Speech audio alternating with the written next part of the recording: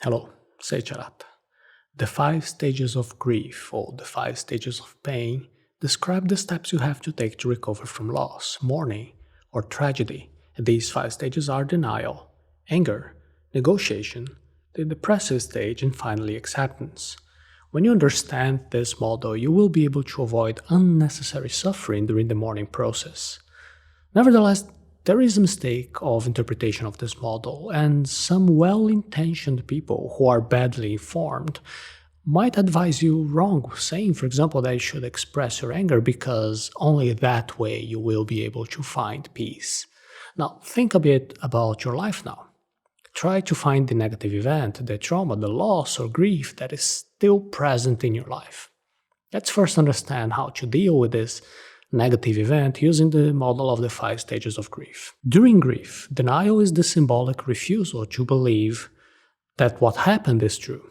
When you deny it, you hope it never happened. Denial is the first of the five stages of grief. Those five stages are part of a mental process that you go through when you experience loss. Many psychologists collaborated to identify the process, among them the Swiss psychiatrist Elisabeth Kübler-Ross. Denial happens when you have a hard time believing that the beloved person won't ever hug you again.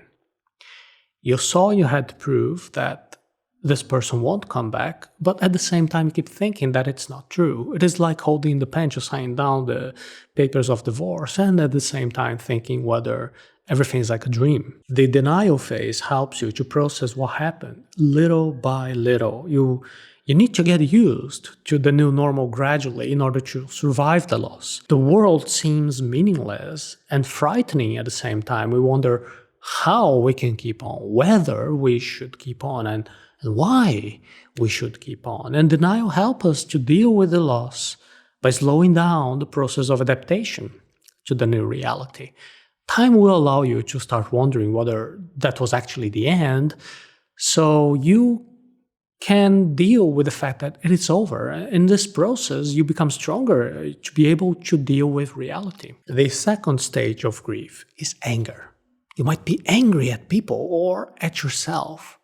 Watch and learn. Use anger as a way to raise again. After denial, the second stage of grief is anger.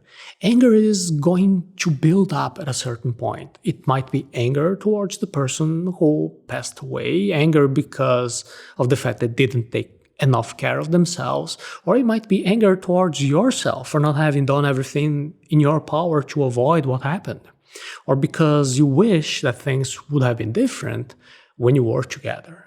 You can get angry at the doctor, at the neighbors, at the government, at anyone who directly or indirectly had a role, played a role, or failed to play a role in that situation. It can also make you angry listening to advice from people who never went through what you are going through. You can either yell at them, which is a way to externalize your anger, or you can just smile and thank them, but secretly wish that something as terrible happened to them just for them to feel what you are feeling. You might even feel ashamed of that feeling of anger, or maybe your close friends end up getting away from you because you offended them in one temper tantrum. Remember that in general, our society considers anger as a negative and unsuitable feeling.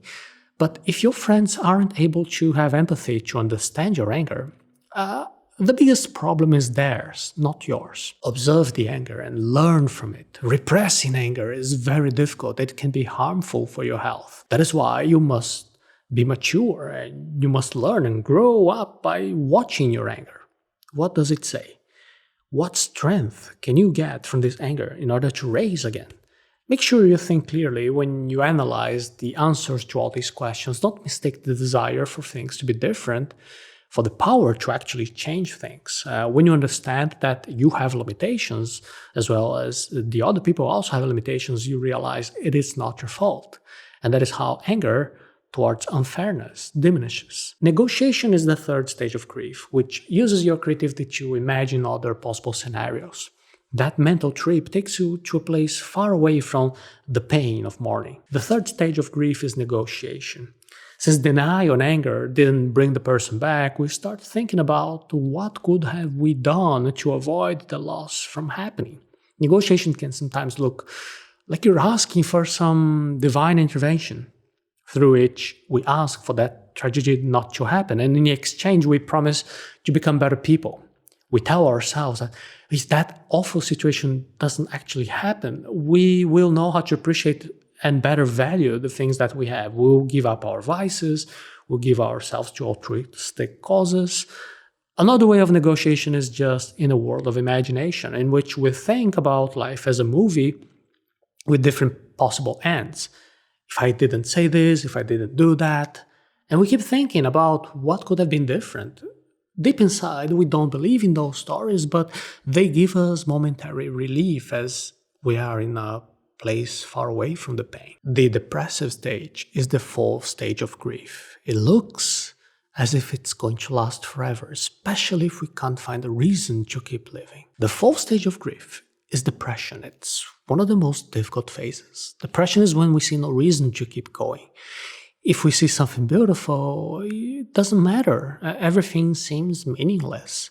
You have a tasty dessert today, but then you think, so what? Tomorrow I'm not even going to remember it.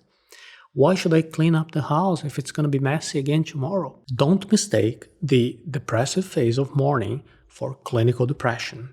In this stage, we're talking about a natural response caused by a great loss, and it is normal to back off after a great loss. It is only after a well-qualified and trusted health professional that you can be able to tell what to do in your specific case. On the one hand, we need to understand that sadness is a natural reaction to a great loss, and all you have to do is to give it time. But on the other hand, we can't let a real disease to become detrimental to our quality of life, and a professional intervention with therapy might also be necessary. Now, acceptance does not mean that you think everything is fine. The fifth and last stage of grief is acceptance, and there is a recurrent confusion about the word acceptance. Depending on what happened, you might never think that everything is fine. When we talk about accepting, the word is used in a sense that you accept reality. You don't need to accept the injustice, but you have to face the fact that it has already happened.